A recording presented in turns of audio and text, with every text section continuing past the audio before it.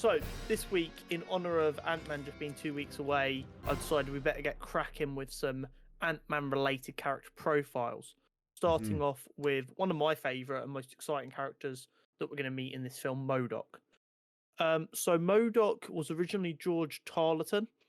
After being experimented on, he became M.O.D.O.K, which stands for Mental Organism Designed Only for Killing.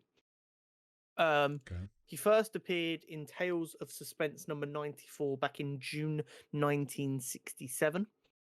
And it's interesting because originally he was just a lower level technician for A.I.M, the Advanced Ideas Mechanics. Right. Um, but what ended up happening is because they don't give a fuck about anyone, they did experiments on him.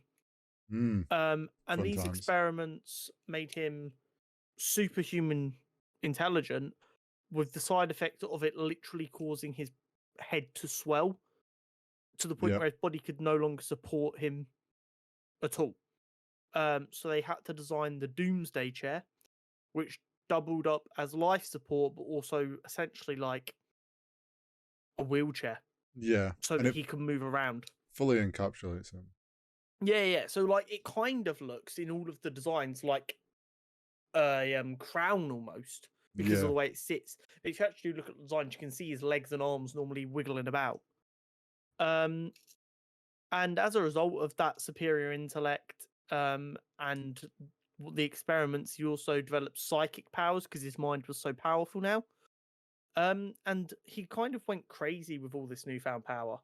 And it led to him wanting to kind of be the big boss man because I'm super smart now, so everything I think is right. So he used his newfound powers and intelligence to take over A.I.M and become their scientist supreme. Um, Scientist Supreme. that's Like, literally what they call the oh, is head it? of A.I.M. Yeah, they're the Oh shit. scientist supreme. So the previous scientist supreme is who did the experiments on On the George to turn oh him yeah. into M.O.D.O.K.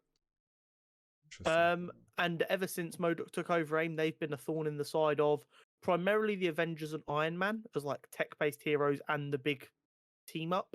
Hmm. But he's had issues with characters like the Hulk and that. Normally, he's either trying to commit heists to fund his science, or he's trying to use his science to take over the world. It's Got kind you. of one of these two things.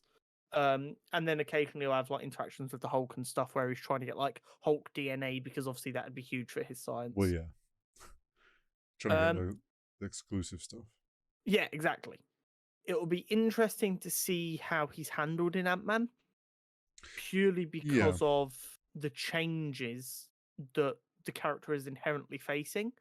So we know from the trailer that it's going to be Darren Cross, or We Yellow do. Jacket as he was known Yeah. Yeah. in the original Ant-Man film. So that's obviously a change to who the character is, and we get the impression that the Yeah. The theory. the head being large is more because he didn't shrink proportionately into the quantum realm.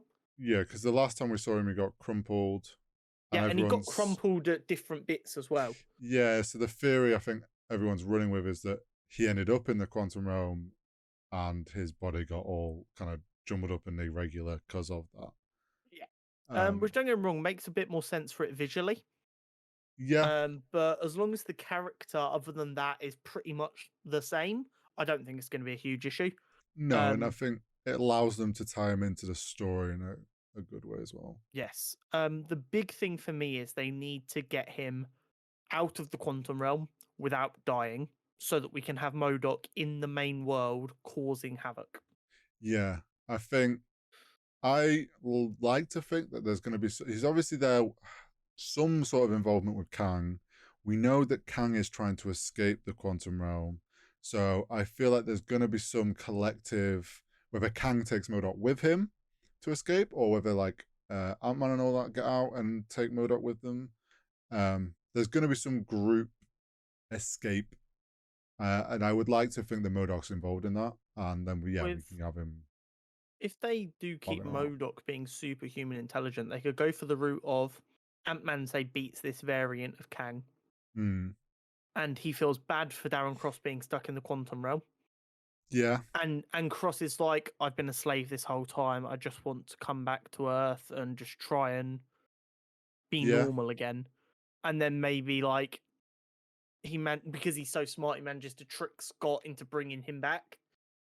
Well, yeah, At we which also point he know runs off into the shadows and becomes a problem later down the line. Scott is a more down to earth person, and like, Yeah, you could definitely see him feeling bad and thinking, okay, he is actually going to try and be a better person coming back. yeah, exactly. And it was all just a trick to get out of the quantum realm. I do think that's a potential. And obviously, hopefully, they've learned from Taskmaster in how to deal with a character and not Yeah, make like. I hope.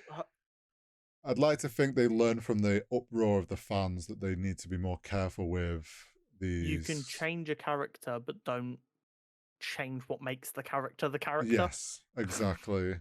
Um, and then obviously we've got the VFX. Hopefully they nail that so it's not too uncanny valley.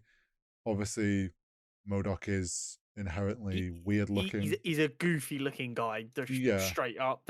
You almost need to steer into that a little bit. yeah, Like for like his head, not his headset, for his chair and that. You need to go full in on the like corny gold, like the cheap jewelry looking gold, yeah, and just go. We will make it really comic book accurate because at least then they can't complain yeah. about that, That's a and good they point. can go, yeah, it looks weird, but at least it's accurate.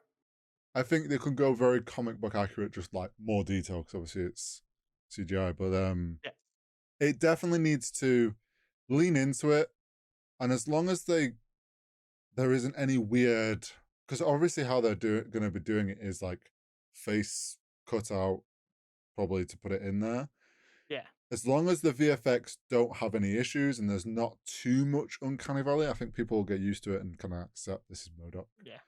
yeah. It's going to be weird to look at, but I think I would hope that they've made a pretty strong priority to get it right, because otherwise, if that looks off, then it's going to kind of screw with the whole feel of the film. 100%.